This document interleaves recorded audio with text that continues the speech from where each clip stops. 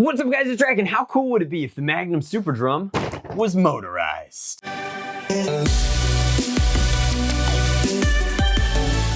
All right guys, so let's break this down top to bottom. So this is gonna be a Target exclusive blaster. I'll put links in the description box down below, and it's gonna come in at a $30 retail. So this is clearly a primary class electronic blaster featuring 62 pieces. Now, I know why companies started competing over how many parts counts they could put on things, but I think in this case, it's almost ridiculous that we're bragging about how we have 62 pieces when the 62 pieces are the blaster, the drum, and the 60 darts it comes with. Now, that said, they are pretty good darts. It does not come with batteries, so expect to be spending about $35 by the time you throw 6 AA's in here. Claiming ranges of up to 80 feet. That's probably pretty respectable. Dart Zone, being the manufacturer of this blaster, has been pretty honest in their range claims, by and large, so we'll give them the benefit of the doubt there. We are going to take it downstairs, Chrony and range tested, of course. But the Tomahawk 60 is featuring both motorized super drum blaster, and then over here it says supercharged capacity. At the end of the day, this is a 60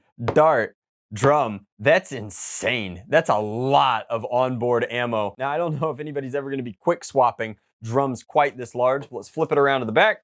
It just says that they've got multiple sling mounts on the blaster. It appears that there is an adjustable iron sight in the back, so maybe that's the 60-second piece and the drum is considered part of the blaster itself. Then a full tack rail going all the way top to bottom. It looks like a built-in foregrip, some empty space in here so that you can throw your thumb in there if you're so inclined. Then a rev trigger, then a main trigger. I'm trying to see anywhere if it says that it's full auto. It says auto advanced drum rotating power drum. So it might be full auto, it might be semi. It's hard to say, but the quickest route to Rome is paved with deployable karambits. Let's go.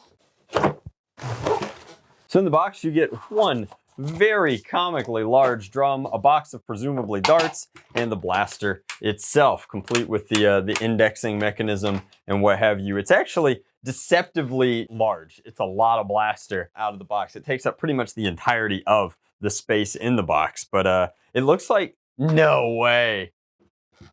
Is this legal? Huh. All right guys, so I actually read the included instructions because there's a lot to unpack here. So there's a lot of interesting things going on. I'm not going to speak to the legality of any of it because I frankly just don't know. Maybe the N-Strike patents wore off, but this is an N-Strike stock. It's quite comfortable. It's where you want it to be. There's no N-Strike lug on the front end, although it's got kind of this sharp sort of, I don't know, these all seem pretty sci-fi-esque with the conduit piping and how they've been doing a lot of the grip and texturing. On this side in particular, really on both sides actually, it's got like a panel that says Dart Zone, and then this says battery, data, and maps. So it's like pseudo buttons as though there was some sort of screen there. On this side in particular, it actually is the battery tray. I'm gonna go ahead and pop this off, but I think that's very interesting. This would be compatible with any N-Strike stocks you might have. And in particular, it would be compatible with some of the aftermarket ones as well, your Worker and et cetera. So perhaps that's just the direction that that's heading. I think that it's really cool. Hasbro's been taking a lot of their compatibility away in recent years, particularly with like some of the Elite 2.0 stinkers and what have you. Modulus doesn't even seem to exist anymore. And so it's actually quite nice to see competitors picking up that standard and utilizing it so that we can keep using some of our favorite stocks and accessories. That said, let's talk about the drum, because the drum is pretty serious. It's just a 30 slot capacity where each time you stick a dart in here, you're gonna go in and down, and then you're actually gonna come back into that chamber and do the same thing again. So that's a fully loaded chamber with 2 darts in it. The overall thing looks almost like a hypercar tire. It spins like that. It's got kind of a cool effect. I think that it's neat. If you stared at it for too long, it would probably sort of hypnotize you. And then there's like their traditional little rubber for an obtrusion gasket so that this is only gonna slide into the blaster one way. I'm actually gonna load it up entirely before I do that. But before I do that, I wanna point out that these are not the traditional Dart Zone darts that we usually expect. So normally Dart Zone darts are these waffle tips, which are quite good. We really like these darts. They were pretty much the gold standard in full lengths, particularly for flywheels, for a very long time. These, immediately I wanted to be like, these are the diamond darts, right? The new Pro Max darts, but they're not. The tip is completely different. So these are a full length version. Here's the half-length version. You can see that the tip molding is not consistent. It's got the same pattern, but this is 4 diamonds versus 3, and the 4 diamonds have a slightly different compressible zone, and this is further out. The head goes closer to the edge of the foam, which conveniently is better for flywheel blasters. It gives them more to grip onto at the very beginning, and crush is less important. So with that said, we're going to time lapse through loading this thing. It is 60 darts, so it's going to take us a second.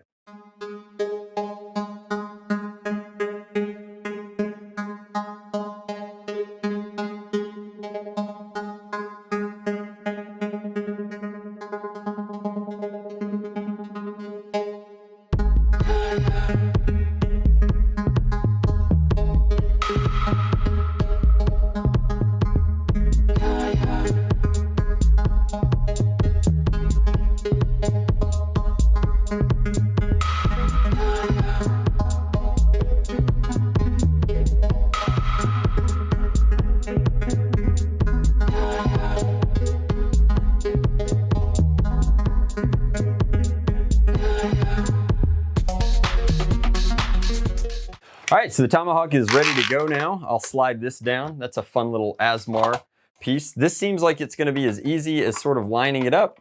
There's a, ooh, that's interesting. So it appears that this is the usual, this has got to click out like that.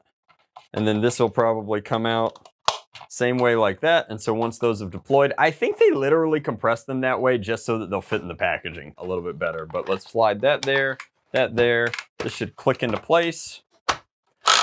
All right, and you can see here I have fully loaded the drum, pretty serious stuff, and my box had 2 extra darts in it. So that's not like a full double your darts value, but you know, we should compliment where compliments are due. Some companies don't send you enough darts to load their flagship blasters, and this one comes with extra, which is always nice. But let's go ahead and fire it a couple of times, see just what that's like. Rev sounds good, and then pull the trigger.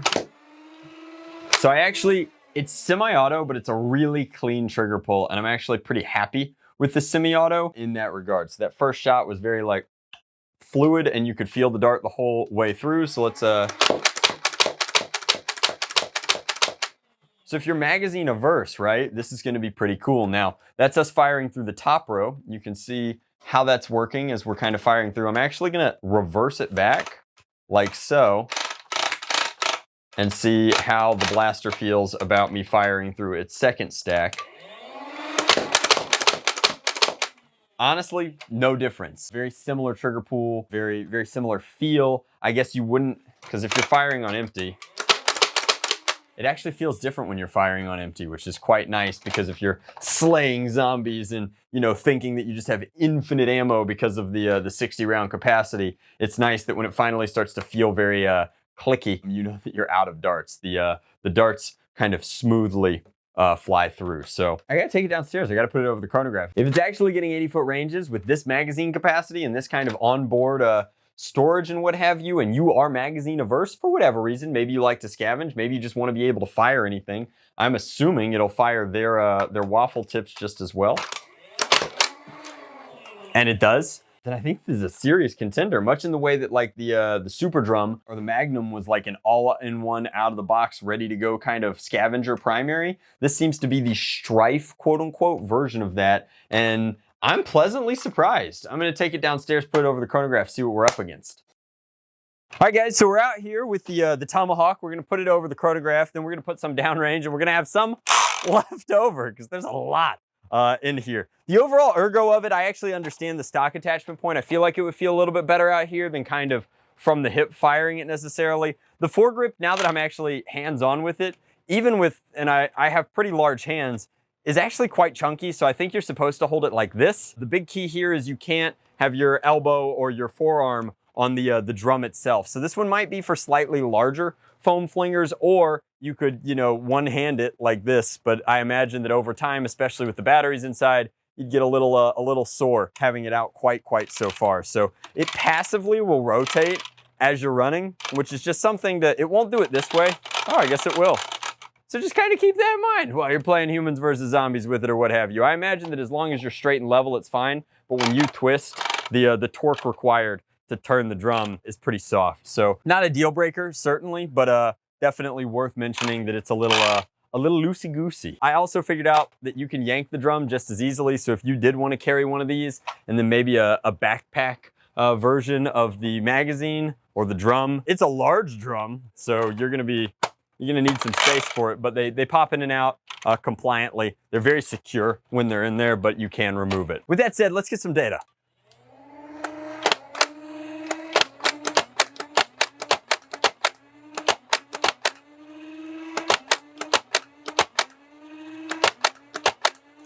All right, so it looks like everything is above elite performance. We had a bunch of 80s. We actually had some in the mid 90s, which is pretty exciting. And then there were a few kissing the mid 70s there, but certainly that's not, you know, the end of the world. That's, after all, elite standard performance. For a flywheel blaster, 65 is usually what a stock Strife tends to weigh in at. So mid 70s to mid 90s is a spread, but it's quite good. Let's fire a few down range. So first, a couple level shots.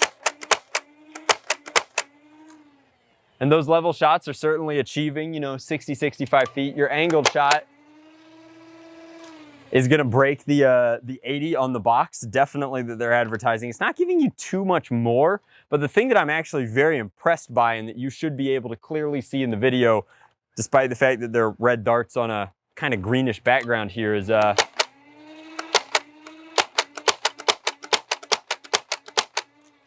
for a flywheel blaster with non-concave flywheels, these darts are flying pretty straight. All things said and done, the trajectory is clean. They're not wobbling, they're not curving off, which means that yet again, Dart Zone has made a dart that is just strictly superior to the standard elite dart, which, you know, isn't accurate past about 20 feet, and even then can be questionable at times. It seems like this is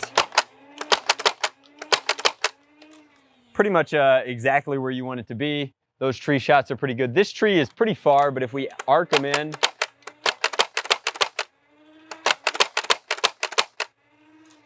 especially with volume of fire, it's definitely not bad. So we still have darts despite the full review, but that's a solid performance. The 80-foot shots are confirmed. The FPS looks good. The darts are accurate. I think that I'm excited for more Target exclusive kind of Dart Zone products under this banner, especially if they're coming with these darts. I like these a lot, and the price point is certainly very, very fair. If you guys are interested in a modification guide for this blaster, if you'd like to see me sort of take it up to 11, maybe build a cage for it, do something fun, just leave me a comment down below, throw a like on the video. That would mean an awful lot. And we can see what we can do with it. It's gonna be a lot of work just because we have so many blasters to modify right now and so many products that we're working on. So definitely throw me a comment if this one in particular interests you. And if it does, I'll probably do the modification live on Twitch to save a little bit of time. So make sure you follow me at... Thanks so much for watching, guys. Much love.